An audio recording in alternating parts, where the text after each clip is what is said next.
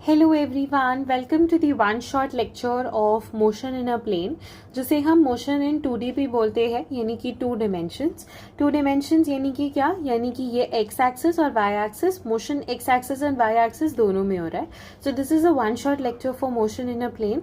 Now as it is a one shot lecture, we'll try to complete it in either 15 to 30 minutes. It depends on the length of the lecture, but क्योंकि मुझे फटाफट finish करना है, मैं थोड़ा speed up करूंगी, अपनी pace को थोड़ा स्पीडिंग अप रखूंगी.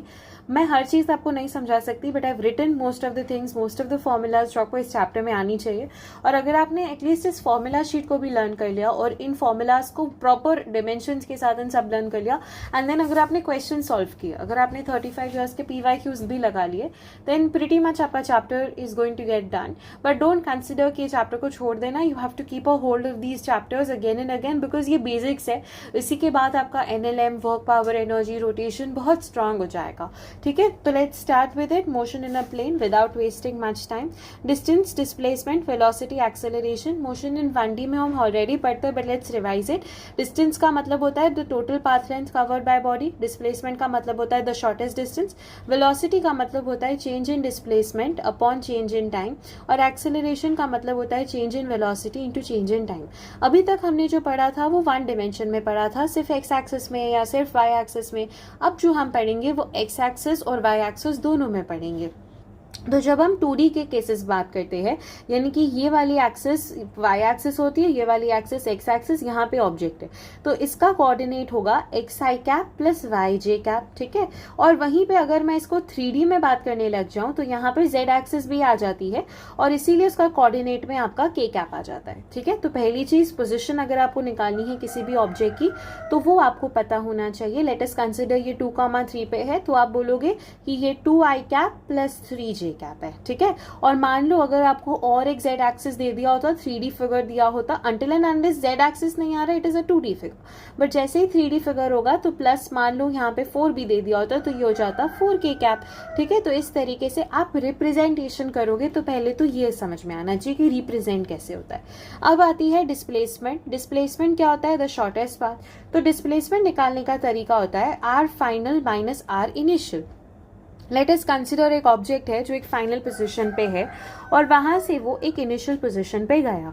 यहाँ पे मान लो उसके कोऑर्डिनेट्स x1 है, y1 है और z1 है, और यहाँ पे मान लो उसके कोऑर्डिनेट्स y1 है, y2 है, x2 है और z2 है.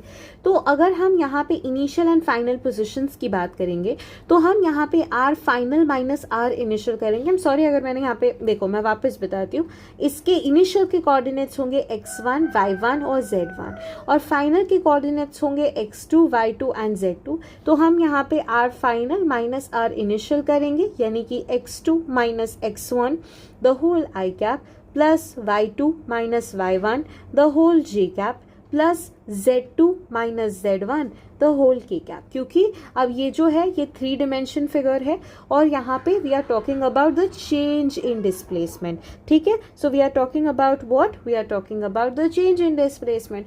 और ये आपका ऐसा ग्राफ होता है. ग्राफ लेट अस कंसिडर, पहले कहीं ऑब्जेक्ट इनिशियल पोजीशन पे था, फिर ऑब्जेक्ट फाइनल पोजीशन पे गया, तो ये वाला जो होगा ये हो जाएगा आपका डेल्टा एक्स, यानी कि चेंज इन द डिस्प्लेसमेंट.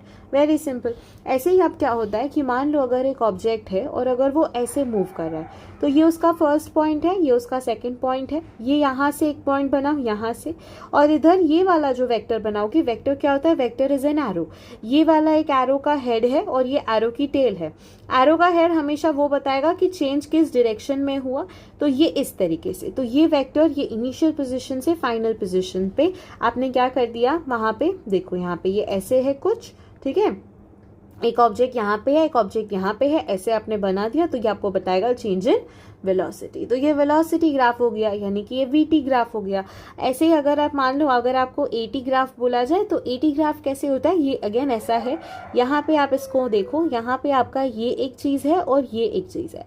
अब आपको यहाँ पे इसको सिंपल नहीं करना है, आपको इसको ऐसे करना है, आपको इसको ऐसे करना है और आपको इसको ऐसे करना है. तो ये क्या था हमारा delta V upon delta T का ग्राफ. वापस से मैंने रिवाइज करवाया आपको.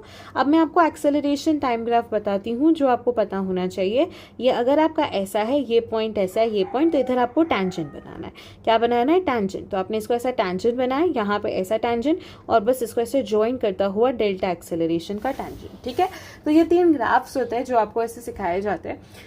अगर आप वेलोसिटी की बात करोगे तो ऐसा टेंजेंशियल ग्राफ होगा, और वेलोसिटी का बेसिकली क्या होता है? Delta R upon delta T, यानी कि हम इसको v D R by D T भी लिखते हैं, क्योंकि डिफरेंशिएशन में when delta T limits of time, limits of यानी कि when it is very small, infinitesimally small values हो जाती है, तो हम इस डेल्टा को यहाँ पे डिफरेंशिएट कर देते हैं। तो ये डिफरेंशिएशन से the value comes out to be R final minus R initial upon delta T. वहीं पे अगर एक्सेलरेशन होता तो V final minus V initial upon delta T. ठीक है, बट एक चीज जो इसमें बहुत इंपॉर्टेंट है कि आपको एक्स एक्सिस और वाई एक्सिस के जो कोऑर्डिनेट्स है उनका बहुत ध्यान रखना है। लेट अस कंसिडर, अगर आपको बोला है कि आपका एक्स में आपका जो डिस्टेंस है वो है 60 स्क्वायर आई कैप, और आपको पूछा है कि वेलोसिटी वाई एक्सिस में कितनी होगी, आपको सिंपली लगा देना है कितना, 6 2 12 टी, है ना? गलत, ये बिल्कुल ऐसे नहीं लगेगा, क्योंकि यहाँ पे एक्स एक्सिस दिया है, वाई एक्सिस में वेलोसिटी है ही नहीं, वाई एक्सिस में वेलोसिटी 0 मीटर पर सेकेंड है। बट वहीं पे मान लो अगर आपको एक्स एक्सिस में वेलोसिटी पूछी होती तब आप लगाते कि अच्छा वहां पे वेलोसिटी 12 टी आई कैप है। तो ये आई कैप, जे कैप, के कैप विथ डिमेंशंस बहुत जरूरी है, क्योंकि पूरा चैप्टर 1D से डिफरेंट होता है, इसीलिए क्योंकि अब हम 2D में बात करेंगे, एक्स एक्सिस को अलग तरीके से सॉल्व करेंगे, वाई एक्सिस को अलग तरीके से सॉल्व करेंगे। ठीक है, तो फर्स्ट टॉपिक जो है distance, displacement and velocity acceleration, वो हमारा फिनिश होता है। I hope you understood. Again I am telling you, थोड़ा फास्ट फॉरवर्ड रहना पड़ेगा मुझे, because I have to complete it in fast way. Then we have uniform circular motion. अगर एक कांस्टेंट स्पीड से कोई मूव कर रहा है सर्कुलर डायरेक्शन में तो उसे बोला जाएगा uniform circular motion. Uniform circular motion में जो एंगल होती है जिससे वो कवर करता है, मान लो ये ऐसा है तो ये थीटा है, तो इसको बोला जाता है एस, ये रेडियस है, और ये जो डिस्टेंस ट्रैवल किया वो एस होता है। तो S is equal to R theta, ये आपका एक फॉर्मूला आता है, S is equal to R theta. Theta को कैसे लिख सकते हैं? रेडियंस में लिख सकते हैं, तो रेडियंस को लिखा जाता है पाई डी अपॉन 180, जो भी डिग्री है, लेट अस कंसिडर 60 डिग्रीज है, तो आप यहाँ पे पाई इंटू 60 इंटू 180 करोगे तो ये आपको बता देगा पाई बाय 3 रेडियंस है। ठीक है, तो ये क्या हो जाएगा? Pi by 3 radian. तो आपको अगर डिग्री को रेडियन में कन्वर्ट करना है तो formula is this, which is pi D upon 180। उसके अलावा v is equal to what? v is equal to R omega. अब उसके पहले आपको समझना पड़ेगा, जैसे आपने थीटा समझा, थीटा क्या होता है? Basically angular displacement. क्या होता है? Angular displacement. डिस्प्लेसमेंट क्या होता है? द शॉर्टेस्ट पाथ, और वही शॉर्टेस्ट पाथ अगर आप सर्कल में बात करने लग जाओगे किसी एंगल पे तो that is going to be the theta, angular displacement. ऐसे ही होता है एंगुलर वेलोसिटी, कि जब वो सर्कल में यहाँ पे मूव कर रहा है तो उसका कितना रेट ऑफ मूवमेंट है, रेट पर सेकेंड क्या मूवमेंट है, उसे बोला जाता है ओमेगा। ठीक है, तो अब एक फॉर्मूला आती है v is equal to R omega. ये क्या होता है? यहाँ पे v जो है वो आपकी लीनियर वेलोसिटी है, वहीं पे ओमेगा जो है वो आपकी एंगुलर वेलोसिटी है, जो आपके सर्कल में मूव कर रहा है तब आ रही है, और जो आपका r है वो रेडियस ऑफ सर्कल है। तो ये आपकी एक फॉर्मूला आती है। बट उसके अलावा v is equal to R omega. Omega को क्या लिख सकते हैं? 2 पाई बाई 60, बिकॉज ये रेडियन पर सेकेंड में हम इसको शो करना है। अगर इसको मिनट में कन्वर्ट, ये 60 एक्चुअली सेकेंड्स है, जो हम टाइम होता है ना सेकेंड्स को कन्वर्ट करते हैं।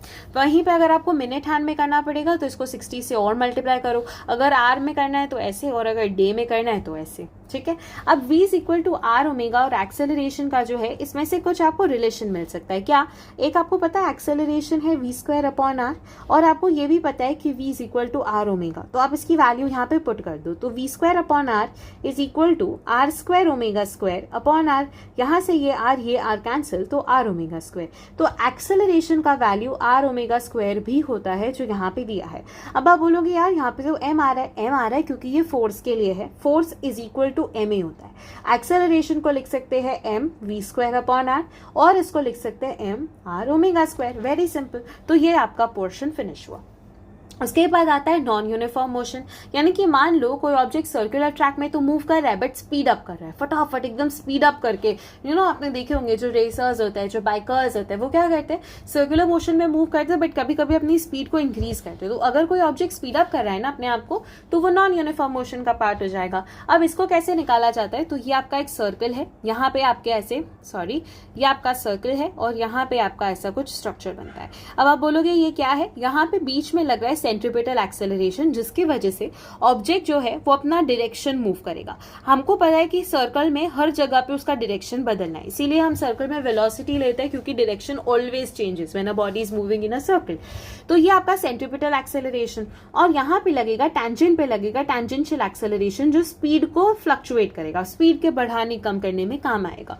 तो इनका टोटल क्या होगा, under root of centripetal acceleration का स्क्वायर प्लस टेंजेंशियल एक्सेलरेशन का स्क्वायर। सेंट्रीपिटल एक्सेलरेशन होता है v²/r, जो अभी हमने देखा, ठीक है। वहीं पे जो टेंजेंशियल एक्सेलरेशन होता है वो होता है close integration of delta v या dv/dt। It is actually what? It is dv/dt. The rate of change of velocity is called as what? Tangential acceleration. तो ये आपका इस तरीके से इक्वेशन बनेगी। अब इसको सॉल्व कैसे करते हैं, अगर आपको मान लो 60² + 3t दिया है, तो आप ये आपको x दिया है, आप इसका v निकाल के जो वैल्यू आएगा वो यहाँ पे पुट करोगे। That is what it means dv/dt the whole square, यानी कि आपको डिफरेंशिएट करना है वेलोसिटी को with respect to time. Okay, I hope it is clear. तो ये हो गया आपका uniform motion and non uniform motion. Now moving up with the projectile motion. Projectile motion में there are 2 type of projectile motion, एक है oblique projectile motion और एक है हॉरिजॉन्टल प्रोजेक्टाइल मोशन, ठीक है। अब यहाँ पे जो सबसे इंपॉर्टेंट चीज है वो ये है कि आपको पता होना चाहिए कि आप किसके साथ एंगल ले रहे हो। लेट अस कंसीडर, मैंने एक ऑब्जेक्ट को ऐसे ऑब्लिक तरीके से फेंका, ठीक है, और वो थीटा एंगल बना रहा था एक्स एक्सिस से। Very important, theta angle with the x axis. कभी कभी क्वेश्चन में थीटा एंगल वाई एक्सिस के साथ भी दे दिया जाता है, तो ये कितना हो जाएगा 90 - थीटा, तो वो याद रखना। मैं अभी जब आपको इक्वेशंस बताऊंगी तब भी आई मेक इट क्लियर कि आप इसको लर्न करो। बट ये जैसे ऐसे मैंने इसको ऑब्लिकली थ्रो किया, ये थीटा एंगल है, तो ये u वेलोसिटी से फेंका, तो ये u cos थीटा हो जाएगा और ये हो जाएगा u sin थीटा, ठीक है। और ये क्योंकि j मतलब ये y एक्सिस है, ये x एक्सिस है, तो यहाँ पे j कैप लगा दो और यहाँ पे i कैप लगा दो, ठीक है।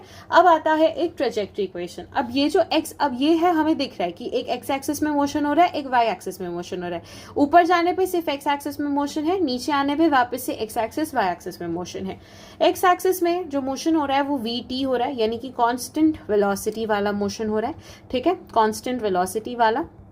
और वहीं पे y एक्सिस में जो मोशन हो रहा है वो आपका वेरिएबल वेलोसिटी वाला, जो वेरिएबल एक्सेलरेशन की 3 इक्वेशंस हमने फर्स्ट में पढ़ी थी, s = ut + ½ at², v² - u² = 2as and v = u + at, वो सारी फॉर्मूला से y बनेगा। तो जब आप इसको सॉल्व करोगे तो बेसिकली आपको पता है कि अगर आपको x एक्सिस में निकालना है तो x एक्सिस में कितना हो जाएगा, x एक्सिस में हो जाएगा आपका v × t, ठीक है। और वहीं पे y एक्सिस में हो जाएगा आपका s = ut + ½ at²। अब ये v क्या है, ये v है v cos थीटा t, और ये है u sin theta t + ½ at²। अब आप t को यहाँ से जैसे ही सब्सटीट्यूट करते हो और इन दोनों को इक्वेट करते हो, आपको अपनी ट्रेजेक्ट्री इक्वेशंस और बाकी सारी इक्वेशंस जो है वो मिल जाती है। ट्रेजेक्ट्री इक्वेशन क्या होती है, y = x tan theta -½ gx² / u² cos² theta. इसको पूरा ऐसे ही लर्न कर लो, ये आपकी ट्रेजेक्ट्री इक्वेशन हो गई। इसको हम क्वाड्रेटिक तरीके से ax - bx², जब भी कंपेयरिंग क्वेश्चन आएंगे, बॉल क्वेश्चन आएंगे, तब आपको ये यूज करनी है। और y is also equal to x tan theta 1 - x/r। x आपका डिस्टेंस है, r आपकी रेंज है। ये बहुत फेमस क्वेश्चंस है, कभी कभी डायरेक्टली इसी से आंसर्स आ जाता है, ठीक है। तो ये भी एक इंपॉर्टेंट चीज है। उसके बाद आता है टाइम। अगर टाइम निकालना है तो टाइम निकालोगे 2u sin थीटा / g, इससे आपका टाइम निकलेगा। रेंज है u² sin 2 theta / g, 2 theta / g। Maximum range आएगी 45 डिग्री पे। कैसे, क्योंकि हमें पता है साइन थीटा की वैल्यू मैक्सिमम होती है 90 डिग्री पे, तो 2 पर से डिवाइड करेंगे तो 45 डिग्री पे 2 थीटा चाहिए ना हमें, तो 45 डिग्री पे जो रेंज होगी वो मैक्सिमम होगी। जब भी हम कॉम्प्लीमेंट्री एंगल्स पे यानी कि थीटा एंड 90 - थीटा पे किसी ऑब्जेक्ट को थ्रो करेंगे, तो वो जो ऑब्जेक्ट होगा ना वो क्या करेगा, वो हमेशा रेंज उसकी जो होगी वो हमेशा सेम रहेगी। आपने देखा होगा फाउंटेन होते हैं, फाउंटेन में से पानी निकलता है। अब पानी जो है वो एक एरिया कवर कर रहा है, अब वो कितना एरिया कवर कर रहा है उसको भी निकाला जाता है by formula πu4/g²। u4 is velocity and g²। ये आपका PYQ, जब आप 35 इयर्स के PYQ सॉल्व करोगे ना तब आपको ये चीज दिखेगी। तो मैंने इसीलिए आपको यहाँ पे वो फॉर्मूला भी बता दी। अगर आपको 2 टाइम पीरियड दे दिए जाए रेंज के साथ, ये मान लो एक बॉल को फेंका और उसको जमीन पे आने में लग गए 10 सेकेंड्स, दूसरा बॉल फेंका उसको जमीन में आने में लग गए 5 सेकेंड्स। तो T1 T2 is equal to 2R/g कर सकते हो अगर आपको रेंज दी है, या फिर T1/T2 is equal to tan theta कर सकते हो अगर आपको थीटा दिया है। मान लो एक बॉल को मैंने 30 डिग्री से थ्रो किया और उसको 10 सेकेंड लगा, दूसरे बॉल को भी 30 डिग्री से थ्रो किया और उसको 50 सेकेंड्स लगे, तो आपको कुछ नहीं करना है, बस आपको करना है क्या, आपको करना है 10/50 इज इक्वल टू tan 30। बस this is how you going to solve the question. फिर पूरी मत्था मट्टी में नहीं जाना है, ठीक है। रेंज की वैल्यू और क्या होती है, 4/h1h2। So these are shortcuts, T1 T2 2R/g, 4 √h1h2 and T1/T2 is equal to tan theta. Very simple. Height क्या होती है, u² sin² θ/2g। इस पोजीशन पे आके उसकी हाइट मैक्सिमम हो जाएगी, तो तब उसका y एक्सिस में डिस्टेंस और x एक्सिस में डिस्टेंस क्या होगा, x एक्सिस में डिस्टेंस रेंज का आधा, क्योंकि रेंज से हाफ है, एंड यहाँ पे रेंज का 4/4 लाइक डिवाइड बाय 4, ठीक है, पार्ट ऑफ 4, ऐसे होगा उसका डिस्टेंस। अगर आपको मैक्सिमम हाइट चाहिए तो आपको 76 डिग्री पे उसको थ्रो करना है। वेलोसिटी कितनी होगी, तो जिस वेलोसिटी से आपने उसको थ्रो किया उतनी वेलोसिटी होगी। यहाँ पे अगर आप देखोगे तो ये है u cos थीटा, तो u cos theta i cap plus, क्योंकि वेरिएबल यहाँ पे है तो यहाँ पे आ जाएगा u sin theta minus gt j cap. क्यों, v is equal to u plus a t, तो vy is equal to uy plus ay t। Very simple, तो बस उसको यहाँ पे पुट कर दो। ओके अगर आप इधर आ जाओगे तो इधर सिर्फ एक्स एक्सिस मोशन है, तो यहाँ पे सिर्फ u cos theta i cap ही लगेगा, और जब इधर आ जाओगे तो यहाँ पे लगेगा u cos theta i cap minus into bracket u sin theta minus gt j cap. क्यों ऐसे लगा, क्योंकि अब यहाँ पे ये वाला पोर्शन एक्स एक्सिस पॉजिटिव है बट नीचे बॉल का y एक्सिस है और वो y एक्सिस नेगेटिव है। तो आई होप मैंने आपको मोस्टली जितना सब होता है जिसपे से क्वेश्चन बन सकते हैं वो आपको बता दिया। The last and the second last topic is horizontal. अगर आप किसी बिल्डिंग पे चलेगा और वहां से बॉल को प्रोजेक्ट किया तो वो हॉरिजॉन्टल प्रोजेक्टाइल मोशन। ये सेम ऑब्लिक जैसा ही है, सिर्फ यहाँ पे cos थीटा tan थीटा की वैल्यू 0 कर दो, तो half gx² minus half gx²u²।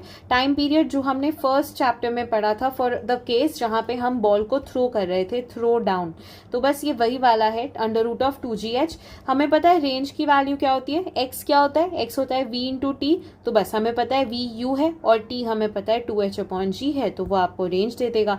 And velocity u i cap minus gt j cap. क्या यहाँ पे कोई कॉम्पोनेंट नहीं, क्योंकि कोई कॉम्पोनेंट इसको कोई थीटा पे नहीं डाला है, बस ऐसे डाला है 0 डिग्री पे, तो साइन थीटा 0 हो जाएगा। एक और चीज जो प्रोजेक्टाइल मोशन में आपको याद रखनी है कि लेट अस कंसिडर, मैंने आपको टाइम बताया, ये जो टाइम है ना ये मैंने आपको 2u/g, अब ये क्या लिखा मैंने, ये जो मैंने y लिखा ना इसका मतलब ये है कि हम हमेशा y एक्सिस के रिस्पेक्ट में टाइम लेंगे।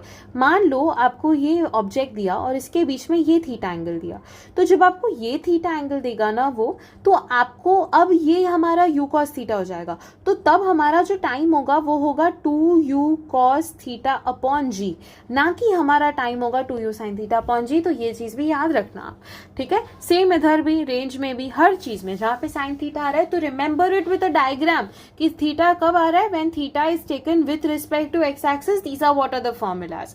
अगर थोड़ा बहुत भी चेंज होगा you have to be flexible at that time in your examination, ठीक है। तो horizontal projectile motion and this is also complete. फिर कुछ टिपिकल एग्जाम्पल्स आते हैं, तो बस हर चीज में एक ही चीज याद रखना, अगर y एक्सिस को सॉल्व करो तो पूरा y एक्सिस को सॉल्व करो, x एक्सिस में हो तो पूरा x एक्सिस को सॉल्व करो, दोनों में इधर उधर मत रहना।